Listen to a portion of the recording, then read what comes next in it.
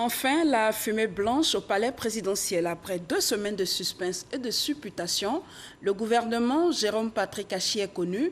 Il a été dévoilé en fin de matinée ce mardi.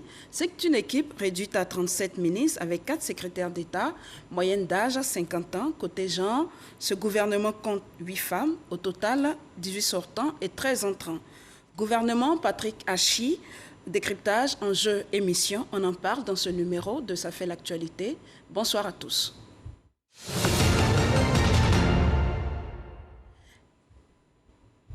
Assurément, l'événement de ces 2 dernières semaines, le gouvernement est connu depuis quelques heures maintenant. Ahmed Traoré et Flora Balogueye nous dessinent les grands traits de cette équipe.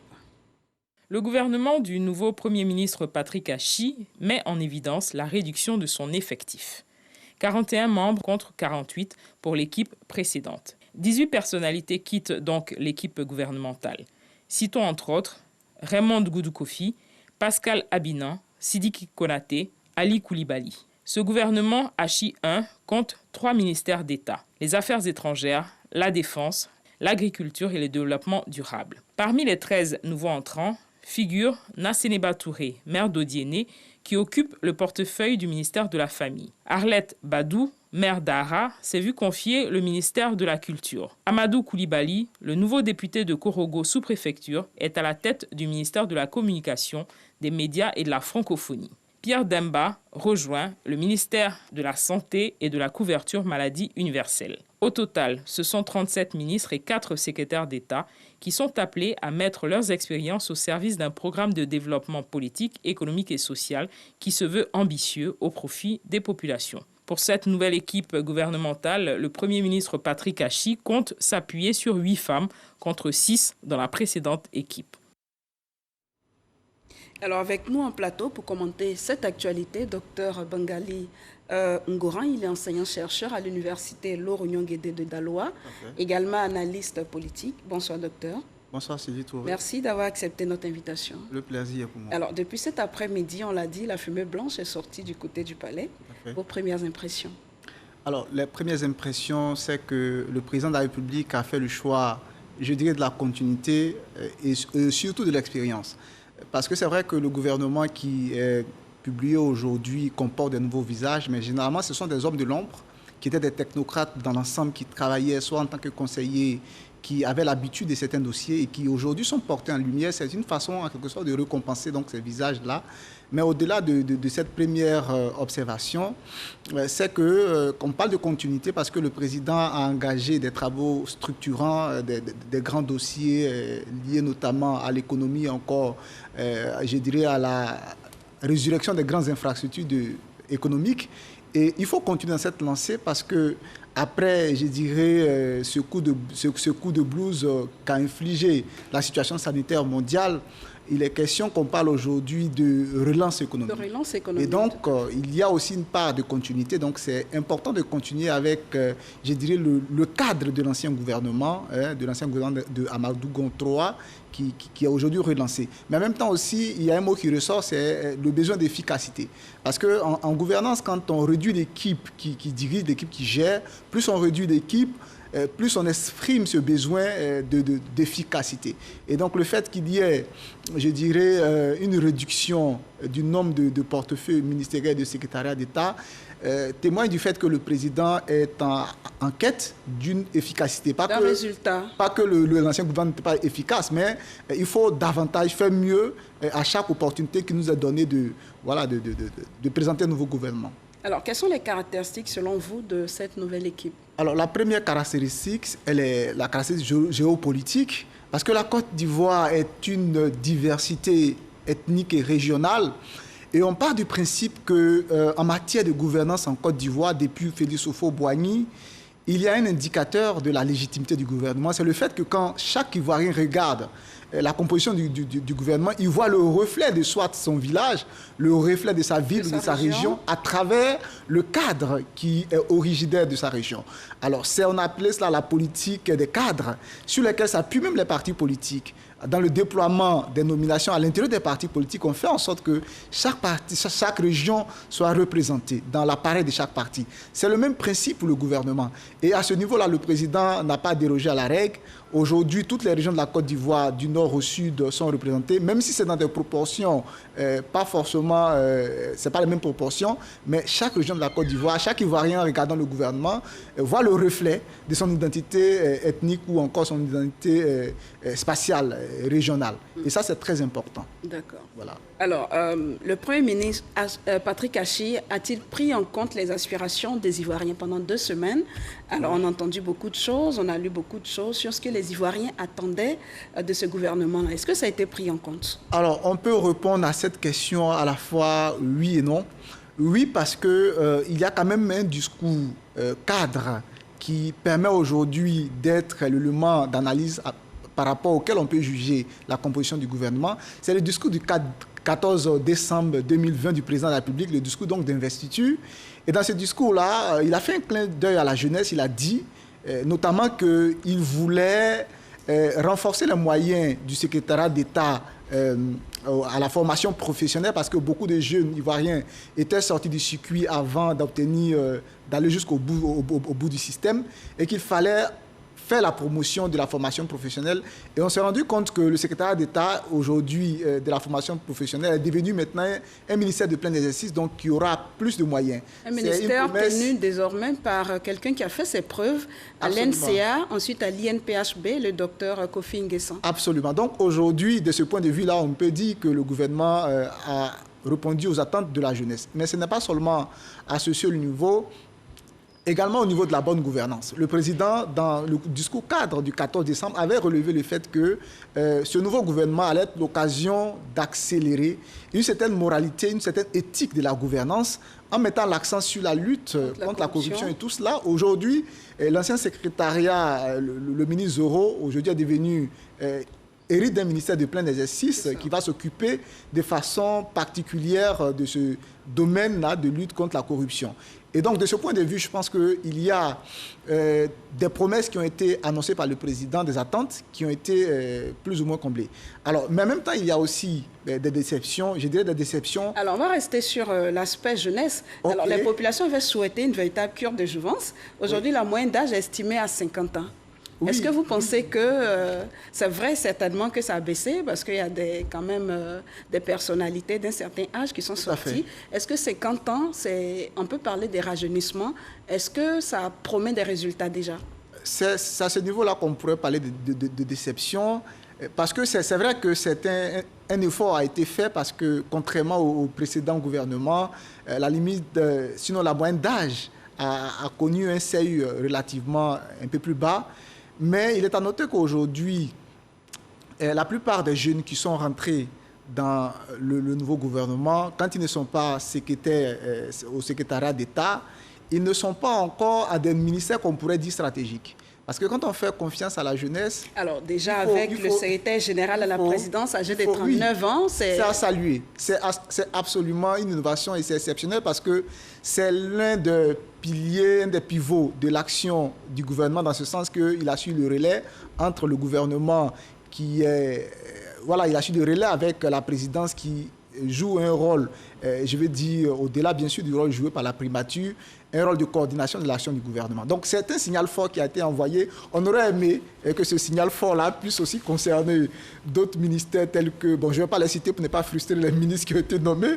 Et donc, on aurait voulu que la jeunesse puisse aussi, je vais dire, récupérer plusieurs ministères aussi stratégiques. Alors, déjà, il y a la communication qui est choix un jeune. Il y a de l'espoir, parce qu'on peut aussi observer la chose sous un angle différent, disant qu'on leur laisse l'opportunité quand même de faire leurs armes ailleurs, avant qu'on les fasse progressivement monter, parce qu'il ne faut pas aussi, je vais dire, le besoin de rajeunir l'équipe, de pêcher par inexpérience en mettant des personnes qui n'ont pas toujours la pratique. Surtout qu'il y a une obligation de résultat, vous l'avez dit, avec la crise sanitaire qui secoue la planète entière. Donc voilà, disons que c'est dans ce sens qu'on peut parler aussi d'une avancée, mais avec précaution. D'accord. Alors, on a noté dans ce gouvernement...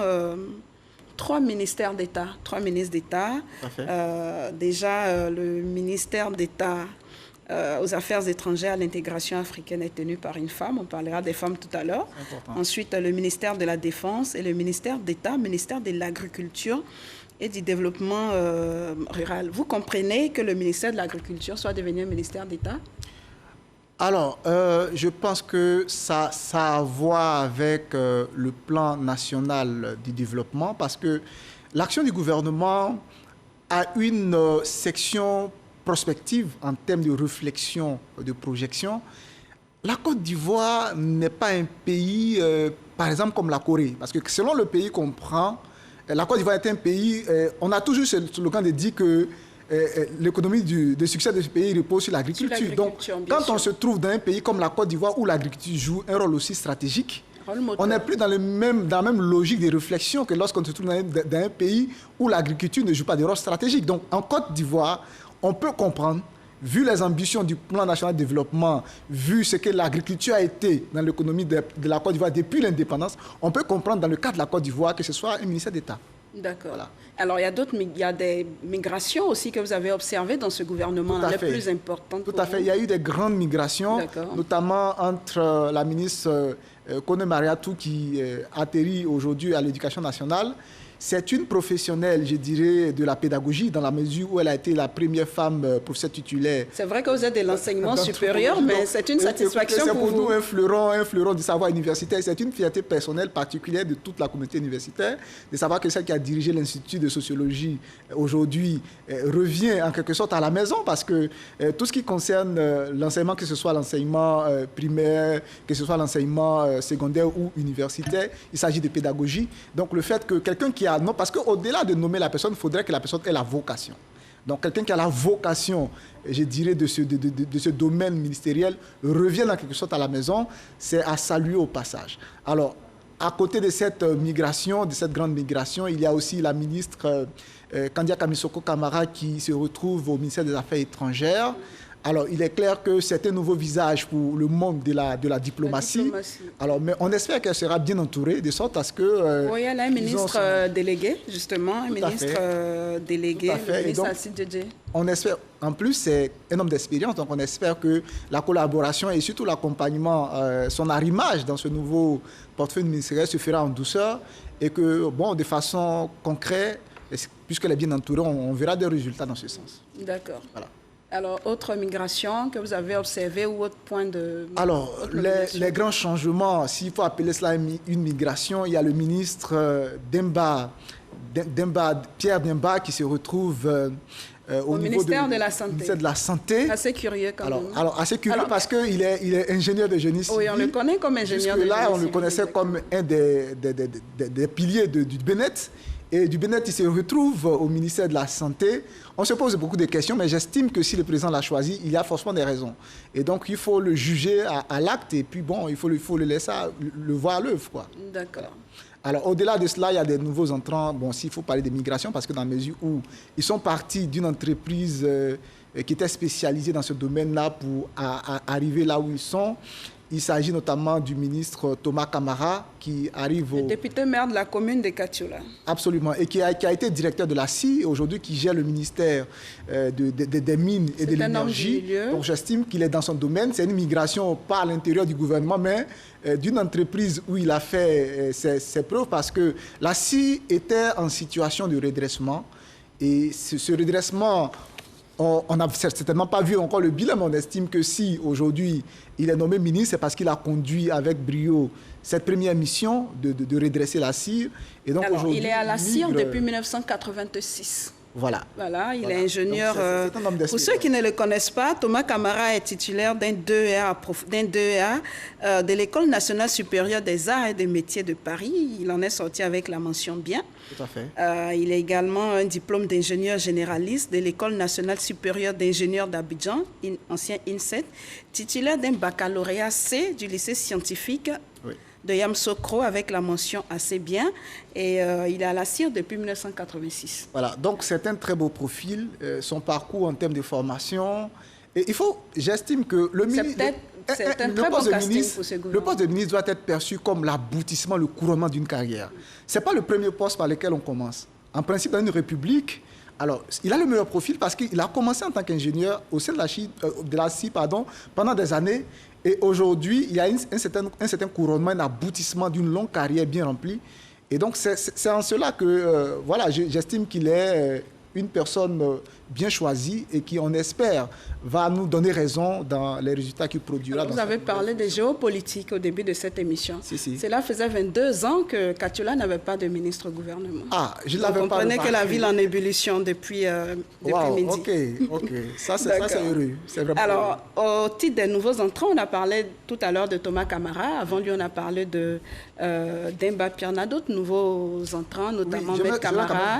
Notamment un mot sur Adama Camara, parce que son profil aussi est particulier. C'est un technocrate qui était réputé jusque-là un homme de l'homme, un homme silencieux qui ne se mêlait pas trop des questions politiques. Il avait travaillé à l'époque, d'abord il est avocat de formation, c'est Maître Adama Camara, et il a été l'avocat de la Côte d'Ivoire dans le conflit maritime frontalier qui opposait la Côte d'Ivoire au Ghana. C'est lui qui a défendu le dossier de la Côte d'Ivoire. Il a été aussi conseiller du Premier ministre Amadou Gon Coulibaly avant de travailler avec le cabinet du président de la République. Donc il avait été jusque-là comme un homme de l'ombre qui n'aimait pas être en lumière. On estime que finalement le président a jugé qu'il fallait mettre fin à ce parcours d'homme de l'ombre pour être porté en lumière, et on espère que ça va lui réussir. Au ministère de l'Emploi et des Affaires sociales, ce qu'il faut noter également, c'est que Maître Camara est également l'un des artisans de la couverture maladie universelle. Tout à fait. Voilà, d'accord. Alors, je crois qu'on a des images des nouveaux entrants, si la réalisation peut nous permettre de les voir. À côté de cela, il y a les femmes. Oui. 8 femmes, on a fait le ratio tout à l'heure. 8 femmes sur, on va dire, 37 ministres et 4 secrétaires d'État. Ça donne environ 19%. Moins de 20%. Voilà, moins de 20%. Et si on sait qu'au niveau des standards internationaux, en termes de représentation des femmes dans les positions de pouvoir, de nomination, comme dans les postes électifs, là, le standard, c'est 30%. Donc, la Côte d'Ivoire est encore loin. Alors, y a-t-il une crise de la compétence féminine en Côte d'Ivoire? J'ai envie de vous poser la question. Alors, je pense que tout se joue en aval. Parce qu'il faut comprendre, ce genre de pourcentage comme le résultat du défaut de promotion des femmes dans les positions de pouvoir. Si à l'intérieur des administrations, les femmes le leadership des femmes est choisi, est encouragé. Si à l'intérieur de l'appareil politique, même des partis, parce qu'on a vu le même problème durant les élections avec les listes qui ont été proposées par chaque parti. Ce sont les mêmes pourcentages qui tournaient autour de, pour certains partis, 11%, pour certains partis, 12%. Donc on est toujours dans la dizaine parce qu'en amont, on n'a pas investi en termes de promotion du leadership des femmes. On sait et donc, c'est d'abord l'État de Côte d'Ivoire. D'accord. Ensuite, c'est le parti au pouvoir. Parce que dans les années qui ont précédé, le parti au pouvoir a fait voter une législation pour imposer un standard, sinon des normes en termes de représentation des femmes aux élections. Mais pendant les dernières élections, on s'est rendu compte que le parti même qui a fait voter cette loi n'a pas été à même de respecter le pourcentage de 30% qu'il avait lui-même fait voter. Donc finalement, également, à côté du parti... c'était pour les assemblées élues. Les assemblées élues. Mais les 30% valent également dans le cas des nominations dans les portefeuilles féminins. Là, je suis d'accord avec vous. Donc, il faut faire un travail en amont parce que finalement, ces pourcentages sont le résultat d'un défaut de promotion du leadership féminin dans tout ce qui est position de pouvoir. Quand on parle de position de pouvoir, c'est non seulement les postes électifs, mais c'est aussi les postes à nomination. Donc, si ce travail est fait en amont, ça sera de façon naturelle que les femmes vont se retrouver sur la même ligne de départ parce qu'on leur a donné les mêmes chances que les hommes. Nous sommes dans des sociétés où la notion du leadership social est encore très phallocratique et encore incarnée par la figure masculine. Et donc, il y a cette difficulté de passer de nos identités, de nos convictions, je dirais, traditionnelles, aux exigences que nous impose l'État moderne, qu'est l'État de Côte d'Ivoire. Et donc aujourd'hui, il faut continuer dans le sens de faire la promotion en amont du leadership féminin pour qu'on puisse récolter après les résultats à travers des nominations dans le gouvernement ou encore lors des élections. On ne le dira pas assez. Alors, au nombre des femmes, on enregistre une femme... ministre d'État, la deuxième, dit-on, de l'histoire de ce pays, donc la ministre Kandia Camara, qui hérite du portefeuille des Affaires étrangères et de l'intégration. Donc, deuxième femme ministre d'État après Mme Henriette Dagri Diabaté. Oui, deux grandes dames dans l'histoire politique récente de la Côte d'Ivoire. Madame Ariette Dagri Diabaté est une grande dame parce que, bon, pour nous qui sommes historiens, c'est une référence pour nous. Même si aujourd'hui, du fait de ses responsabilités, elle s'est un peu détachée de la profession, mais c'est une référence pour nous. Alors, la ministre Kandia Camara qui cumule, je dirais, une expérience en termes de membre du gouvernement qui remonte au premier mandat du président de la République, et donc qui a acquis quand même une somme de maîtrise de tout ce qui est technocratie, parce que finalement, être dans un gouvernement, c'est une façon de travailler, c'est un langage, c'est un leadership, et donc c'est la somme de toutes ces connaissances-là, c'est avec cela qu'elle atterrit au ministère des Affaires étrangères. Donc c'est vrai que c'est un nouveau département qui est un nouveau défi, mais quand même elle a un process en termes de manière de procéder, de faire, qu'elle a déjà acquise après 10 ans au moins, dans un ancien ministère. Donc, c'est une femme qui est déjà expérimentée dans la gestion d'un ministère qui atterrit au ministère des Affaires étrangères. Alors, est-ce qu'en dehors d'elle, vous avez retrouvé d'autres femmes dans des portefeuilles, on va dire, pas vraiment classiques? Naturellement, on a une femme, on va dire, ministre de la Femme, on a une femme ministre de l'Éducation. On me disait avant, pendant la préparation de cette émission, c'est les femmes qui éduquent la société. Oui, il y a le cas de Anne Ouleto Désiré qui se trouve au ministère de la Fonction publique. Je peux me permettre l'expression, c'est une patate chaude, c'est un ministère un peu chaud à cause de ce qu'on sait. Disons, c'est un milieu où les revendications sont un dossier assez brûlant, face auquel se retrouvent très souvent les ministres, mais il y a aussi la question de l'organisation, la gestion des concours. Parce que dans les années précédentes, il y a eu beaucoup de critiques, de grincements des dents liés à ces deux dossiers-là, la gestion de la vie de revendication des syndicats et également certains dossiers liés notamment à l'organisation des concours. Donc, quand une femme atterrit là-bas, on s'attend à ce qu'elle apporte une touche féminine, sa façon, son leadership particulier. Donc, on estime que le fait que la ministre Anne Ouleto passe du ministère de l'Assainissement et qu'elle se retrouve au ministère de l'Emploi, eh bien, elle va apporter sa façon particulière, personnelle de gérer non seulement les syndicats face auxquels elle va se retrouver, mais aussi ce dossier lié à l'emploi. Alors, rapidement, je voudrais noter l'entrée au gouvernement de nouveaux visages féminins, en l'occurrence Mme Nasseneba Touré, maire d'Odiéné, qui occupe désormais le portefeuille du ministère de la Femme, également Paulette Badjo, maire d'Ara, voilà, qui entre au gouvernement au portefeuille de un nouveau visage. Un nouveau visage au portefeuille de la culture. Okay. Avec la secrétaire d'État chargée, la secrétaire d'État Clarisse Caillot, Clarisse Caillot, ancienne députée, qui entre au gouvernement également.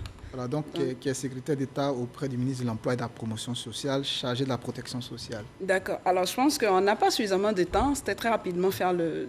Déjà, pour vous, c'est quoi les enjeux de ce gouvernement? Les enjeux aujourd'hui, le premier enjeu, c'est clairement la continuité. La continuité parce qu'il y a une dynamique qui avait été amorcée, qui a été, je dirais, il y a eu un fléchissement dû à la crise du coronavirus. Et quand on sort de cette situation qui a conduit la croissance au plus bas de son niveau depuis l'accession au pouvoir du président, on avait une croissance qui flirtait avec, qui se rapprochait des 10%. Des deux chiffres. Alors, des deux chiffres. Alors, lorsqu'on retombe et qu'il faut se relever, il est clair qu'on doit d'abord parler de reprendre la dynamique passée. Donc, il y a le besoin de retrouver la croissance passée. Donc, il y a l'idée la vitalité économique du pays. L'idée de continuité économique. Mais au-delà de cela aussi, il y a l'enjeu de l'efficacité. L'enjeu de l'efficacité parce qu'il y a un certain nombre de ministres qui sont sortis, qui sont partis. Mais au-delà des personnes, il y a des ministères qui ont disparu. Les ministères qui ont disparu, tels que le ministère de la Ville et le ministère de la Promotion de la Riziculture. Donc, la recherche de l'efficacité peut pousser le gouvernement aujourd'hui à vouloir intégrer ces ministères, notamment celui de la Ville, dans le ministère de l'Urbanisme, par exemple. Celui de la Promotion de l'Agriculture, de la Riziculture, dans le ministère de l'Agriculture, qui devient ministère d'État. Et donc, il y a ces deux maîtres mots, la continuité de la dynamique passée, sinon retrouver la dynamique passée, mais surtout une meilleure efficacité. Alors, peut-on parler de gouvernement de mission? On peut parler de gouvernement de mission dans la mesure où, quand on nomine un nouveau gouvernement, on lui assigne forcément toujours une mission. Il est vrai que les meilleurs pour communiquer sur cette question, c'est le président lui-même. Et donc, on attend le premier conseil des ministres. Il va officiellement, parce qu'il a nommé ses ministres, il va avoir la première prise de contact, il va s'adresser à eux. Et c'est pendant ce premier gouvernement des ministres, ce qu'il va dire, c'est en fonction de cela qu'on saura clairement qu'est-ce qu'il attend comme objectif, comme résultat de ces différents ministres. Donc, c'est une première intervention adressée au Conseil des ministres qui est très attendue. C'est à partir de là qu'on pourra décrypter les attentes du président et donc de la nation entière. D'accord. Alors, nous sommes au terme de cette émission. Un dernier mot peut-être? Alors, le dernier mot, c'est une note de regret parce qu'on s'attendait à ce que ce gouvernement soit l'opportunité, l'occasion aujourd'hui de ratisser large, notamment en intégrant dans le gouvernement l'opposition pour que le fait de travailler ensemble soit un moyen de pacifier le jeu politique. On l'a déjà vu avec la rencontre du 11 novembre passé entre le président Ouattara et l'ancien président Henri Konan Bédié. Cette rencontre-là a permis de faire tomber la tension politique. Nous sommes dans un schéma politique en Côte d'Ivoire où il y a 3 allégeances politiques. Et si on reproduit donc cette considération, cette diversité politique-là dans le gouvernement, il est vrai que ça va contribuer à faire baisser la tension. Alors, on a l'habitude de dire que quand on met en griffe des poissons et des crabes dans le même panier, ça ne produit pas des résultats efficaces parce que par le passé, les gouvernements de cohabitation n'ont pas réussi à la Côte d'Ivoire, il est vrai, mais le contexte est différent. Par le passé, nous étions dans un contexte où il y avait la guerre quand le président nommait un ministre envoyé par un parti politique. Ce ministre était en quelque sorte inamovible, donc on ne pouvait pas l'enlever même s'il ne travaillait pas, parce qu'il a été nommé au terme d'accords politiques. Mais là, le contexte est différent. Le président peut nommer un ministre de l'opposition, s'il ne travaille pas à tout moment, il peut le retirer du gouvernement. Donc, c'est à ce niveau-là qu'il y a une note de déception. On aurait voulu que, dans la dynamique du rassemblement, après la fin de la crise que nous avons traversée, il y ait le bras tendu et que cela puisse aussi se refléter dans la composition du gouvernement. D'accord. C'est donc la fin de cette émission. Nous étions avec Dr Bangali Ngoran, enseignant-chercheur à l'université Laure-Union Guédé d'Aloa, également analyste politique. Merci d'être passé sur notre plateau. Merci de nous avoir suivis et bonne suite de programme sur RTI 1.